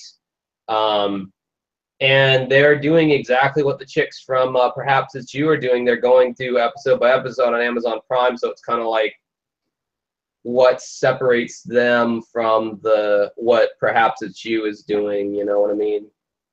It's kind of like, I don't know. I mean, I don't want to like talk bad about any podcast because they're all, we're all out there doing our thing. Also, more power to them. Well, we started out. No, I mean, honestly, I got to be honest. Like the first few episodes, not that good. I mean, the Son of Sam one is pretty bad, and I'm willing to admit that. And that's definitely. I think we should do that around October because it's perfect for Halloween with the cults and satanic sacrifices in the park and stuff like that. You know, our part one. Oh, let me just ask you guys, and please be honest. What do you guys feel? How did you guys feel about the West Memphis 3 stuff we did? Like the whole episode dedicated to those. Did you like that? Or thanks for the compliment, by the way, Mike Brill. Appreciate it. Yeah, thanks. Definitely appreciate that. You're the best around. No one's gonna ever bring you down. Yeah, we've been doing this for a year, so I would hope we had, polished something by now. He liked it. Mike Brill liked the West Memphis 3 stuff. That one, and I'm sorry I keep throwing out these numbers like it matters, but I analyze the plays for the podcast because I want to see like what, because the numbers do tell stories. Part 1 of West Memphis 3, that podcast episode that we did, that one's got a good amount of plays because it goes from like episode 50 and episode 51. And episode 50 is our 1 year anniversary. That right now stands at about 2,400 plays. Then episode 51 is at 2,700 plays. And then you get to episode 52, which is part 1 of the West Memphis 3. That's at 4,000 plays. So that one definitely did, And that's just on SoundCloud, right? It's not counting all the other. Yeah, it's on SoundCloud. So that one definitely did. And then the one we did with So like we were on a roll there because then episode 53 after that, and then 54, those did pretty good. And then like the more recent you get, the plays get lower, but that's because they're newer. But yeah, the West Memphis 3, that was definitely a spike in the plays that we got, because everything else was hanging around like the high 2,800s, and then bam, that one's like 1,000 plays more than what we normally would get. Oh, it's a true crime thing.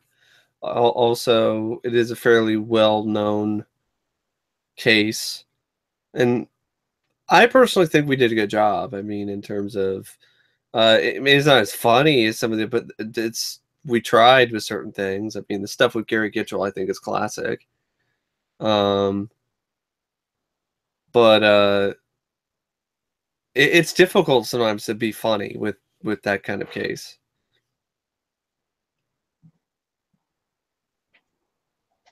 But I think we did a good job discussing the films and the cases and stuff like that. We have one more, right? Yeah, it's Mike Martin said he liked the West Memphis 3 episodes. Make him want to check out the Paradise Lost documentary. Yeah, check it out sometime, but definitely prepare yourself for it. It's not for faint of heart or weak stomachs. It's intense. At least the beginning, anyway. Yeah.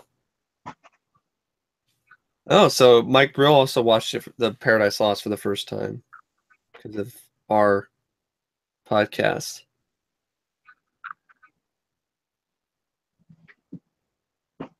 Mike, are you ever going to tell us what you do for your job?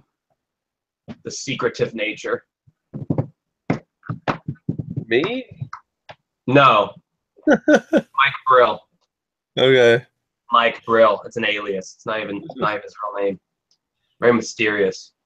Watch Mike Brill. I bet Mike Brill, he's going to end up being John Cosgrove secretly. Sorry, guys. I couldn't find mysterious while I met Mike Brill, and he's going to end up being a John Cosgrove secretly in your music. Wow, Siri just out of nowhere. Mike, did you do that? No. No, Mike Brill, damn it. You got to differentiate it. No, Mike, I did not make my bed just for this. I have OCD, so everything's got to be neat and clean. So I make my bed every day when I get up. Oh, man, I love that. Just make your bed. Well, Siri, speaking. Siri, find me a place where I can buy drugs. Siri, Steve Jobs is dead. It's not turning on now. It randomly turned on. That's weird. That's creepy. What is up with that? That was really weird. Mike John, Brill did that. John and Terry have wiretapped your phone. They have. Oh, hey Siri, find a place where I can buy drugs. Hey Siri, find a place where I can buy drugs. Place are you looking for? Addiction treatment centers or drugstores? A place where I can buy high-grade cocaine. Oh, Siri just shut off, dude. She's probably calling the cops on me now. Oh shit. Hey Siri, Steve Jobs is dead. Thanks for asking about Steve. Here's Apple's webpage about him. Oh, thanks. You gonna make me read this shit? Can't just tell me? Hey Siri, what are some good podcasts to listen to? Let's check out podcasts. We're not going to show up on that. Yeah, no kidding.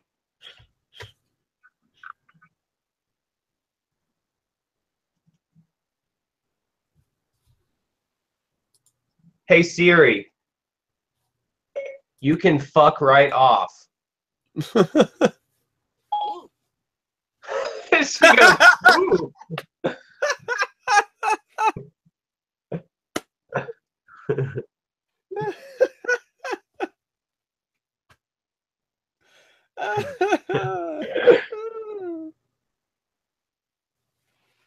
Hey Siri, you are a robot.